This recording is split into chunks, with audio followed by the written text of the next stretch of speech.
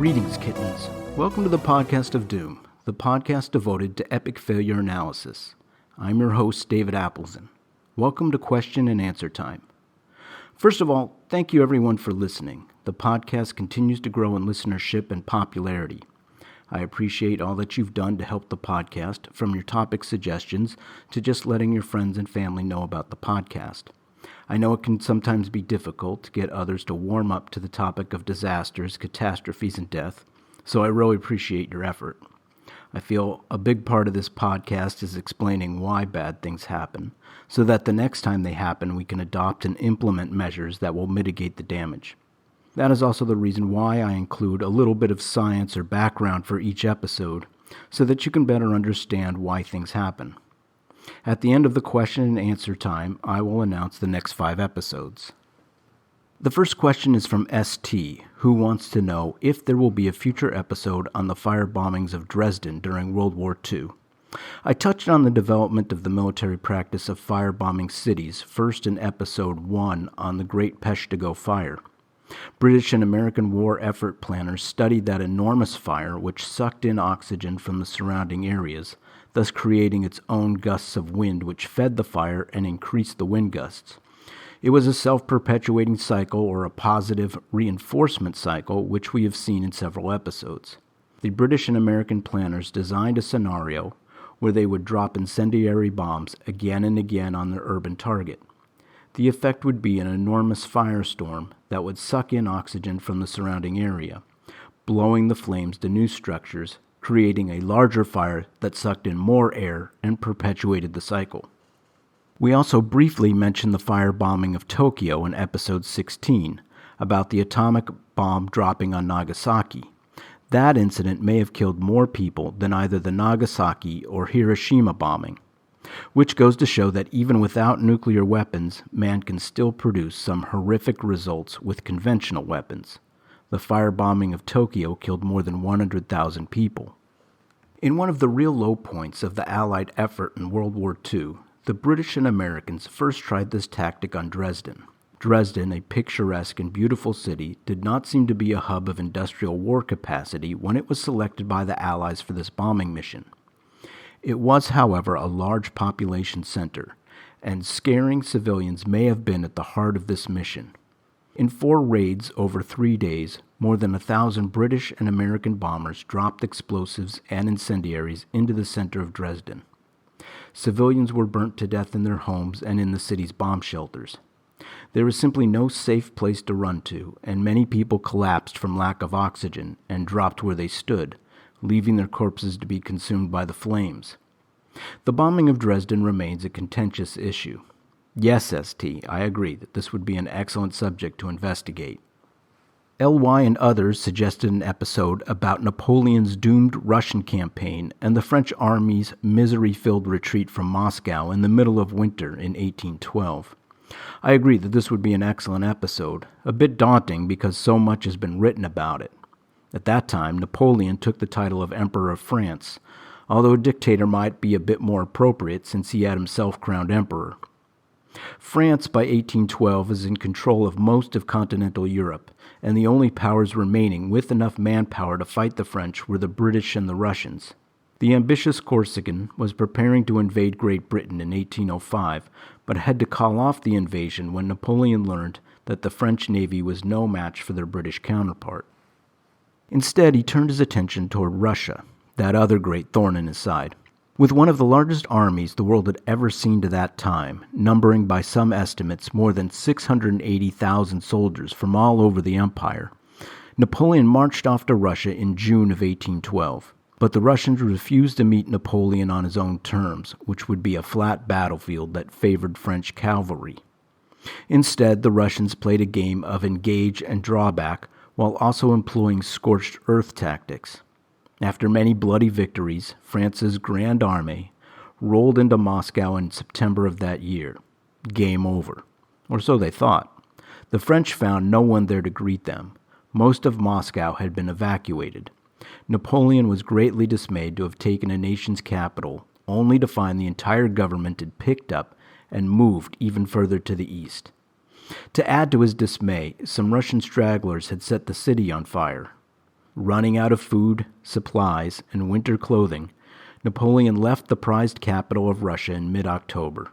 During the long slog out of Russia, thousands of soldiers died from starvation, frostbite, and battle. Many more deserted the army. As few as 120,000 soldiers survived the ordeal. The French invasion of Russia should have been a lesson to Hitler, who tried the same thing during World War II and received similar results. I agree, this would make for an excellent episode. Elsie brings to our attention an article that appeared on BBC Online titled, "What Not to Do in a Disaster." The article discusses the natural reactions that we have during moments of crisis that can be traced back to our animal instincts formed deep within our primordial brain. The first is do not freeze. That's a natural reaction for most of us in times of crisis. Our brains tell us not to go towards the source of danger, and if that source is not readily apparent, the natural reaction is to just freeze until our brains can make sense of the situation. The second hurdle is brain paralysis. The article uses the bombing of Tel Aviv during the first war in Iraq. Citizens of Israel were told to prepare for gas attacks. They were issued gas masks, gas antidote, and told to designate a safe room in their home. There were more than 800 casualties when the bombs landed, but most of those were from people incorrectly putting on their gas masks, misusing the antidote serum, or injuring themselves on the way to their safe rooms. In times of crisis, the brain and body are flooded with a release of hormones, including adrenaline. That reaction can cause people to not think properly. The latest fires in Northern California are just one example. Many residents were overwhelmed by the fast-moving fire and perished while they were retrieving car keys, pet supplies, or other objects best left behind. The next obstacle is tunnel vision. Our brains make a natural order out of the world, and we tend to expect to find things always in the same place, or certain actions to produce the same results every time. Airplane passengers will continue looking for their seatbelt around their hips, even after failing to find it there. And pilots will often try the same instrument over and over again, no matter how often it fails. There's also the problem of staying stuck in the same routine, such as grabbing your wallet or turning off the oven when your house is being consumed by flames. Airplane passengers have been known to search for their luggage in the overhead compartment following a crash landing and emergency evacuation. We are hardwired to follow routine. Finally, there's the problem of denial. Many of us refuse to recognize disaster when it is apparent. That explains why so many people will go down to the beach to watch a hurricane or tsunami move in, or not make plans to evacuate when threatened by floods or fire. One scuba diving couple survived the 2004 tsunami in Thailand when they were tossed ashore by the waves. They were picked up by the rescue workers, but the couple wanted to retrieve their bags from their hotel. They were informed their hotel probably didn't exist anymore. So what to do to fight our natural reactions? You can start by developing a plan for disasters and emergencies that could be expected in your area. Try to stay calm by avoiding some of your natural harmful behaviors. Keep the proper supplies at home. Make plans for your escape route. And when away from home, always be aware of your surroundings. From listener LSC, some feedback on the Piper Alpha episode. My work involves removing methane gas from a landfill and processing it into natural gas, so this was fascinating to me. Some of the changes that are in effect for this facility are very different, and I wonder how many of them came from this disaster. 1. When we have a gas leak, the alarm trips an emergency shutdown. 2. When doing maintenance now, we are required to shut off any and all sources of energy, chemical, electric, or residual. Those are 2 that come to mind when listening to this excellent podcast. In any case, keep up the great work. Well, thank you, LSC.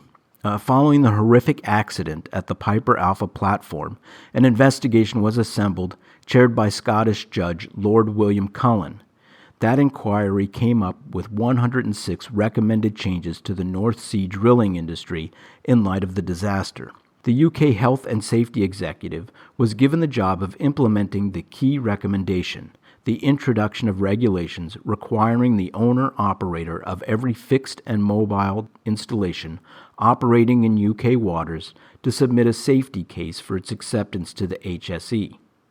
Signed into law in 1992, the Offshore Installation Safety Case regulations require the owner-operator to provide details of health and safety management and major accident hazard control systems on the installation, including identifying risks and reducing them as much as is reasonably practicable, providing a temporary safe refuge on board, and making provisions for safe evacuation and rescue. Operators must also prove they have consulted with the workforce when preparing a safety case and have copies of the accepted document available to them. The regulations made it incumbent upon the operators to revise and update the safety case throughout the full life cycle of an installation in the form of 3 yearly resubmissions.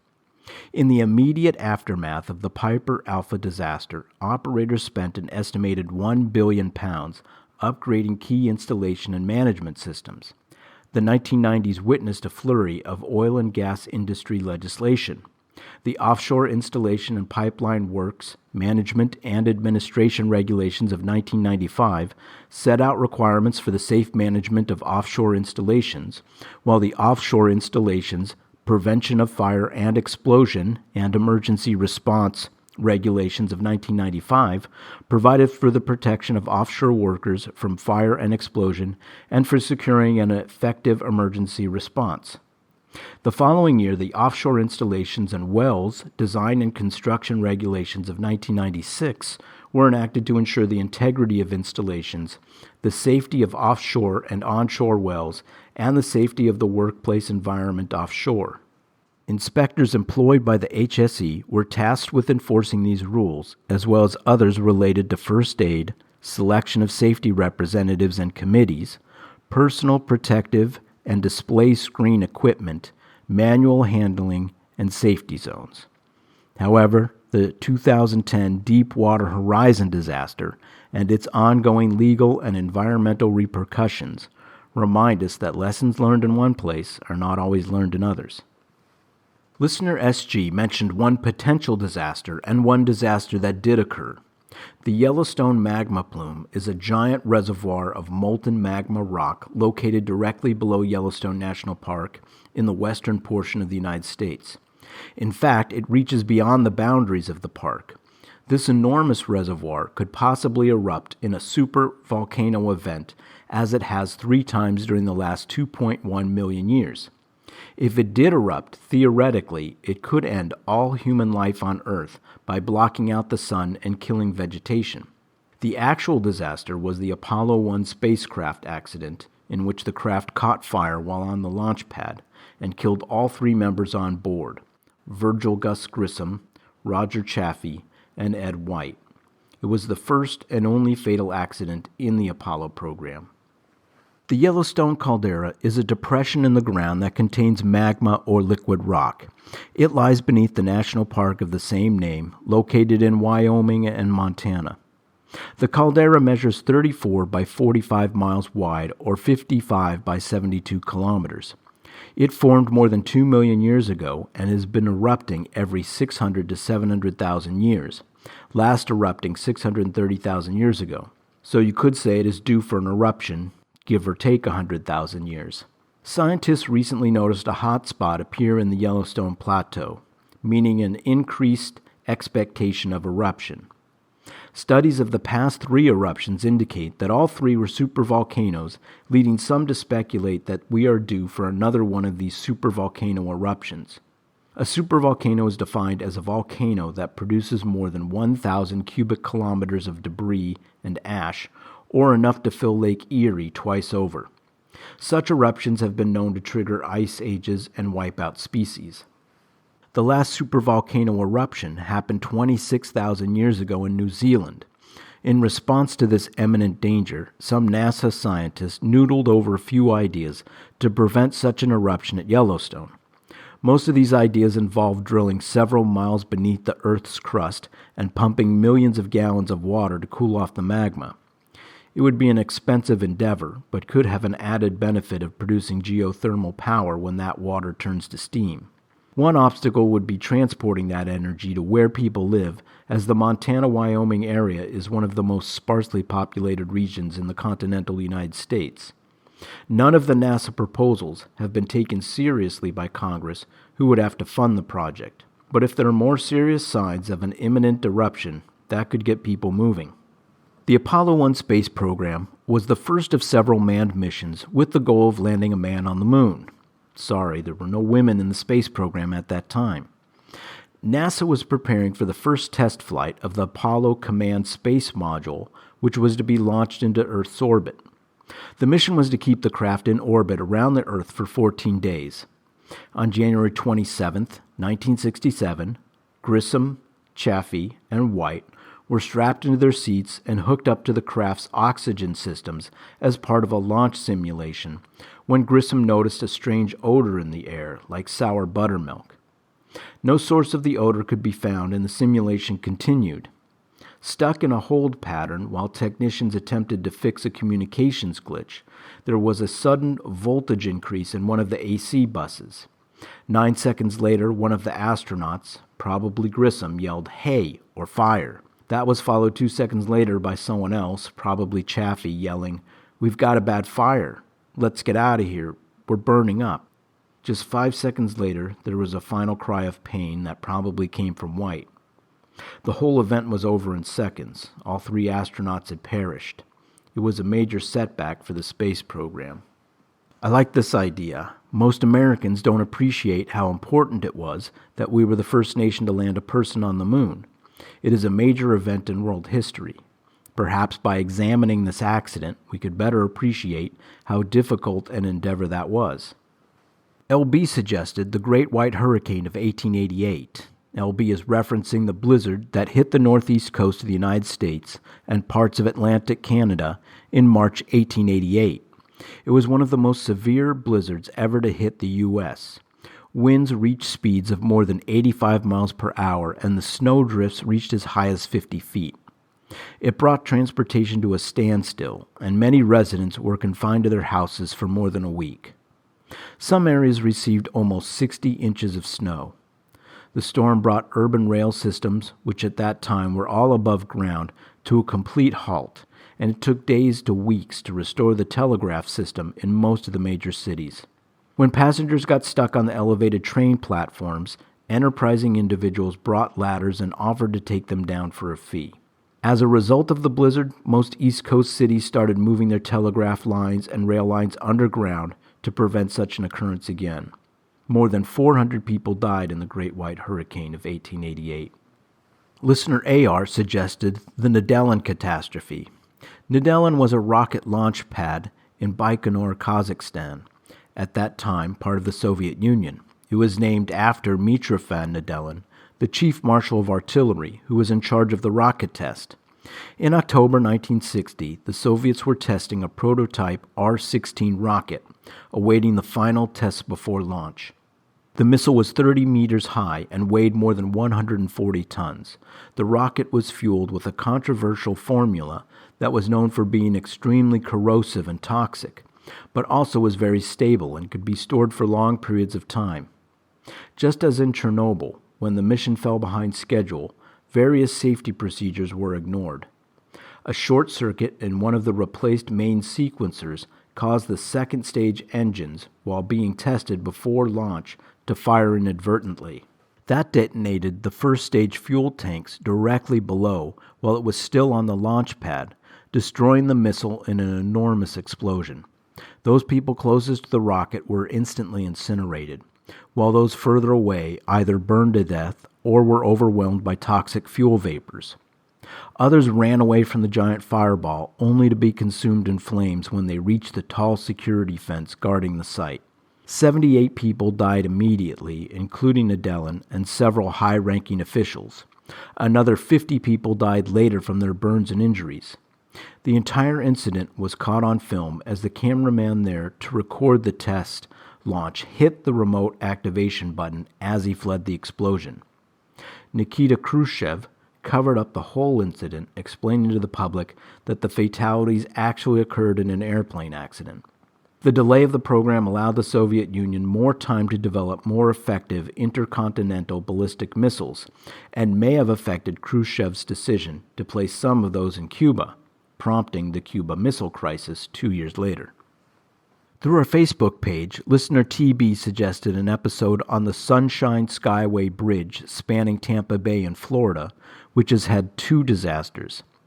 The first involved a collision by the U.S. Coast Guard cutter, the Blackthorn, which was a 180-foot-long, 950-ton buoy tender, first commissioned during World War II. In January of 1980, the Blackthorn was heading out of Tampa Bay following a major overhaul.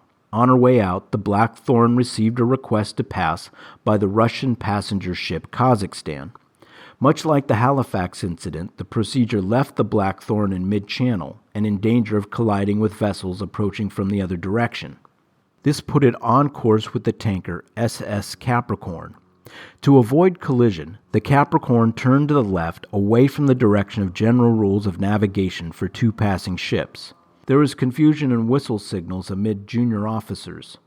The ships collided at an angle, and the Capricorn's anchor lodged in the side of the Blackthorn, just like the Mont Blanc in Halifax.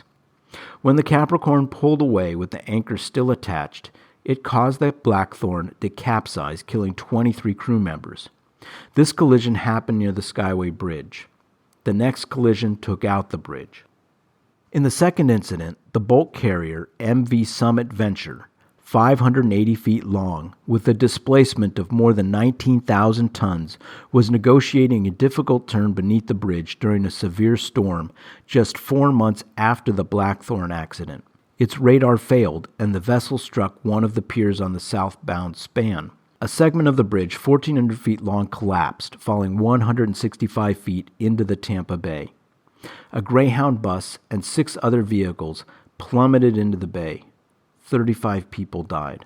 There was only one survivor of the fall. That was Wesley McIntyre, who survived because his vehicle hit the deck of the Summit Venture before falling into the bay. The main pier of the bridge withstood the collision without significant damage, but a secondary pier was so badly damaged that the bridge had to be taken down and rebuilt. The new bridge opened in February 1987. That bridge was named the number 3 bridge in the world by the Travel Channel. It is a popular spot for filming TV commercials, but has also become a popular spot for bridge jumpers to commit suicide. A great suggestion, TV. AR wanted to discuss the recent fires that occurred in Portugal this past summer. There were a number of big fires around the world this last summer. One is still burning near where I grew up in Sonoma County, California. Portugal has been hit with 2 rounds of fires this year. The first round was in June, and the latest round was just this month. The ones back in June started during an extreme heat wave that began on June 17th. Temperatures hit as high as 40 Celsius or 104 Fahrenheit, and 156 fires erupted across the nation's mountainous section north of the capital of Lisbon. As many as 64 people died during those fires. The majority of people lost their lives in Pedrego Grande while in their cars attempting to flee the flames. Contributing to the ferocity of the fire were the many eucalyptus trees that had cropped up in the area over the years. Eucalyptus trees are particularly dangerous in fires due to their high oil content. They are extremely flammable and have been known to explode, contributing to an even greater spread of existing fires. More than 110,000 acres were burned in this series of fires, and more than 200 people were injured, including 13 firefighters. Just recently, more fires broke out in Portugal this month. In this case, 41 people died from the fires, which had also spread into Spain, where 4 people had died. In this case, conditions were worsened by the presence of strong winds coming off Hurricane Ophelia. Many Portuguese have been outraged by the severity of the fires and the government's apparent ill-preparedness. The Portuguese Interior Minister, Constanza Urbana de Sousa, actually resigned due to the negative criticism of her role in containing the fires. It also emerged that the country's rescue network, a public-private partnership, failed to connect several emergency calls to firefighters.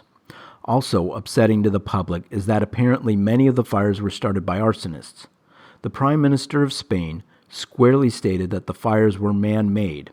But what is going on in the Iberian Peninsula is just a snapshot of what is happening throughout the world, with summers getting hotter and drier and windy conditions making matters worse. The National Oceanic and Atmospheric Administration, the U.S. agency tasked with monitoring weather and climate, issued a report in 2015 that stated that human-caused climate change had increased the severity of many extreme events in 2014. That included an increase in California wildfires, more tropical cyclones hitting Hawaii, increased flooding across the southeast Canadian prairies, an Argentinian heat wave, a Brazilian drought, extreme rainfall in southern France, increased heat over continental Europe, a drought in East Africa, extreme heat in Korea and China, increased tropical cyclone activity in the West Pacific, heat waves across Australia in the summer while producing frost, lowland snows, and reduced rainfall in the winter, and an all-time maximum of Antarctic sea ice formation, chiefly from anomalous winds that transported cold air masses away from the Antarctic continent, enhancing thermodynamic sea ice production far offshore. The all-time record number of winter storms that hit the British Isles in 2013-2014 could not be directly linked to human-caused climate change, but it was an all-time record. There is a mountain of evidence, and I'm inclined to believe that the climate is changing and humans are the cause of that change. In follow-up to the Hillsborough crush, 6 men were recently charged of wrongdoing in the affair, and in September 5 appeared in court. Those 5 were Chief Inspector Sir Norman Bettison, Graham Mackerel, the former Sheffield Wednesday Club Secretary, Peter Metcalfe, the South Yorkshire Police Solicitor, who was charged with perverting the court of justice by altering witness statements, former Chief Superintendent Donald Denton, and Chief Inspector Alan Foster. Absent was South Yorkshire Police Match Commander David Duckenfield, who faces 95 charges of gross negligence manslaughter and has a current stay of prosecution due to his being prosecuted privately in 1999. That stay may be lifted by a high court. 96 people died at the football match between Liverpool and Nottingham Forest, held at Hillsborough Stadium in Sheffield, when anxious fans poured into a standing room-only section of the complex that was closed in by a metal link fence. Originally, the police had blamed drunken and rowdy fans, but further investigations pointed the blame at the local police and stadium officials for a number of poor decisions and oversights.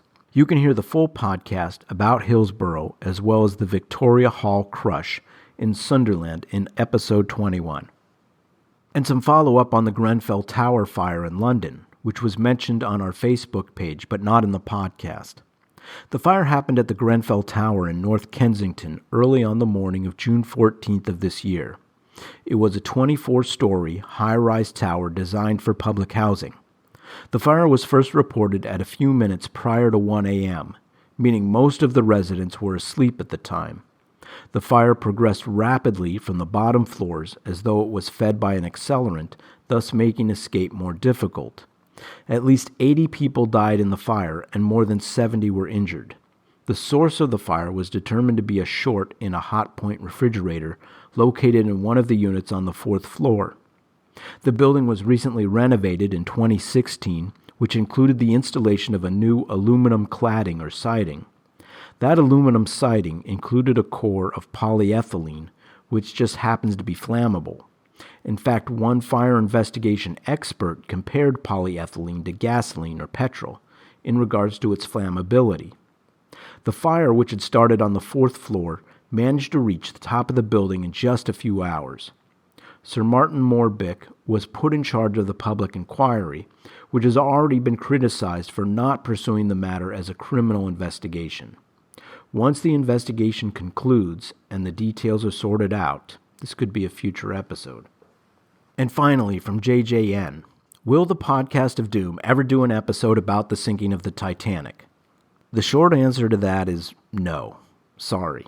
It's just too emotional and close to home. That final scene with Kate floating on an enormous headboard or door or whatever that was, and Leo clinging to her in the freezing waters of the North Atlantic, it was just too much. I'm still not over it, and I do not feel that I could produce an honest episode as an objective observer in regards to that well-known catastrophe. Perhaps in a few years, when those tragic events are more distant. All right then, let's get on to the next 5 episodes. By popular listener suggestion, episode 41 will be about the Spanish flu. By most accounts, this was the second most lethal pandemic behind the Black Plague, although there is some debate about which was more fatal. This viral flu infection was responsible for killing somewhere between 50 and 100 million people during a time when World War I was coming to a close. Patient 0 has not been identified. One candidate is Private Albert Gitchell, a mess hall cook at Fort Riley, Kansas, who would have been serving food to thousands of American soldiers shipping out to the war in Europe. Another possible source was the hospital camp in Etaples, France. Near the front lines, the virus vector may have moved from birds to pigs to humans, and from there spread out from the military hospital. Other possible sources include Austria and Chinese laborers working behind the French and British lines. Whatever the source, the war proved to be an excellent transmission source, with millions of troops moving in and out of Europe and then returning to their home countries. At its height, the flu infected more than 500 million people, including people in remote Pacific islands and in the Arctic. Episode 42 will be about the crash of Air France Flight 4590. Also by listener suggestion, Air France 4590 was a Concorde supersonic passenger jet. The Concordes were sleek jets that traveled twice as fast as passenger jets today. With its droop nose appearance, the jet made the transatlantic trip from Paris to New York in 3.5 hours. On July 25, 2000, the jet was taking off from Gaunacy, France, when it hit some debris on the runway, which blew out a tire and punctured the fuel tank. From there, the flaming aircraft cruised low to the ground until it crashed into a hotel 2 minutes later, killing all 109 people aboard the plane and 4 people inside the hotel. Episode 43 will cover the incredible story of the Batavia shipwreck.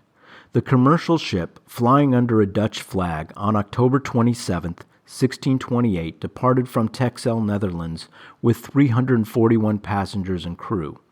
The captain attempted to lead a mutiny against the commander, but his plot failed. He did, however, succeed in steering the ship off course. On June 4, 1629, the Batavia hit a reef near Beacon Island, 36 miles off the west coast of Australia.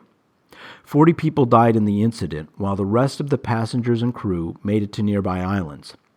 Finding no drinkable water, the captain, the commander, and several senior crew took off in their longboats in search of drinking water on the mainland. Their search would take months. Meanwhile, Geronimus Cornelius, a co-conspirator in the mutiny, was left in charge of the remaining people on the island, with his identity as co-conspirator yet to be discovered. Cornelius knew if his role was ever exposed, he would most likely face execution. Cornelius hatched a plan to escape from the island with the ship's cargo of silver and gold. Cornelius then convinced the soldiers, stranded on the island with the rest of the crew and passengers, to search for nearby drinking water. But then Cornelius abandoned them on a nearby island. As a result, he was left in complete control of the survivors. Intoxicated with power, Cornelius initiated 2 months of murder and mayhem.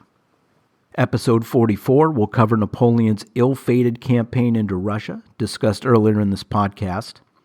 And we will wrap up with episode 45, going with a final popular listener suggestion, Hurricane Katrina. Hurricane Katrina was the 5th most deadly hurricane to hit the United States, giving you an idea how often deadly hurricanes hit the U.S. The hurricane entered southeast Louisiana as a Category 3 on August 29, 2005. Just 1 day before it had been a Category 5, the highest category on the Saffir-Simpson scale. The storm lashed coastal Louisiana, Texas, Mississippi, Alabama, and Florida with pounding winds and rain. But the real destruction from Hurricane Katrina came from the storm surge or tsunami-like sudden rise in seawater due to low atmospheric pressure, winds, and tides. There was severe property damage to beachfront communities, with the water and winds pushing boats and barges into buildings. The storm caused more than 50 breaches to levees just in New Orleans, the location of the greatest number of fatalities. More than 1,200 people died as a result of the hurricane, and the total property damage was estimated to be a whopping $108 billion. With the recent devastation of Hurricanes Harvey and Irma, hurricane preparation and cleanup may be something demanding more of our attention in the U.S. And if you throw in Ophelia, Europe too.